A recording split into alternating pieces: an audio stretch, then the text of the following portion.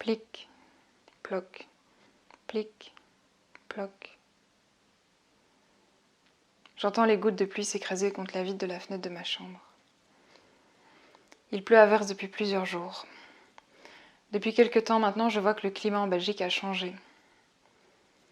On observe des périodes de sécheresse plus longues qu'avant et des pluies plus longues, plus intenses et plus violentes quand elles arrivent.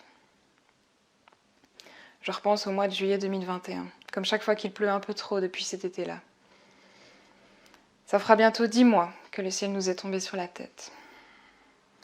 Ça fera bientôt 10 mois que la colère d'une nature malmenée a détruit une partie de nos vies. Ça fera bientôt 10 mois depuis les inondations. Et 10 mois plus tard, où en est-on ? Depuis presque un an, j'ai l'impression de n'avoir jamais eu l'occasion de penser à autre chose. Il n'y a que cette peur constante qui remplit mes journées. La peur de voir à nouveau les flots se déchaîner. La peur de voir à nouveau les maisons, les magasins, à peine reconstruits pour certains, encore délabrés pour d'autres, être à nouveau la cible des eaux. Et dans ces maisons et ces magasins, nos vies, nos souvenirs, nos proches, nos restants d'espoir, et les efforts qu'on fait pour continuer à avancer malgré tout. Depuis 10 mois, le magasin de mon papa, Art à Table, qui a été complètement détruit par la DIL en juillet 2021, n'a pas déménagé. Propriétaire du bâtiment, il a préféré rester et reconstruire plutôt que de tout recommencer à zéro ailleurs. C'est pas si facile de partir. D'ailleurs, où pourrait-il aller puisque de toute façon, maintenant c'est sur toute la planète qu'on est en danger. Partir, c'est une fausse solution. Même si on s'en allait, pour plus être sur place, pour plus subir les prochaines inondations, on laisserait des personnes derrière soi. Des personnes qui méritent aussi qu'on se batte pour elles. Mais 10 mois plus tard, où en est-on dans ce combat contre les inondations et pour ces personnes ? Qu'est-ce qui a été fait pour améliorer la gestion des territoires ? Qu'est-ce qui a été fait pour s'attaquer à cette anxiété qui nous ronge depuis juillet dernier ? Qu'est-ce qui a été fait pour permettre à la jeunesse de mieux dormir en pensant à demain ?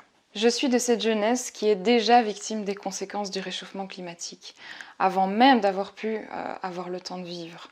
Je suis de cette jeunesse qui passe son temps à s'époumoner pour être entendue, après avoir perdu pour toujours une partie de soi dans les froides eaux de l'été 2021. Je suis de cette jeunesse qui a pratiquement renoncé à avoir un jour des enfants, de peur de les voir un jour se noyer ou mourir de soif, parce que ce sera probablement l'un ou l'autre si on ne fait rien. 10 mois plus tard, où en est-on ? Nulle part. Qu'attendons-nous ? Qu'attendez-vous ? Les personnes qui ont trouvé la mort dans les inondations sont-elles mortes pour rien ? Attendrez-vous la prochaine vague, la prochaine pluie, la prochaine montée des eaux et la destruction de tout ce qui vous est cher pour commencer à agir ? Si vous lisiez le 3e volet du 6e rapport du GIEC, vous pourriez vous rendre compte que des solutions existent, que tout n'est pas perdu. Mais nous avons besoin de vous pour les mettre en place, ces solutions. Nous avons besoin de financement et nous avons besoin de courage politique. Et ce sera sans doute plus facile que de voir à nouveau des gens mourir dans les prochaines inondations.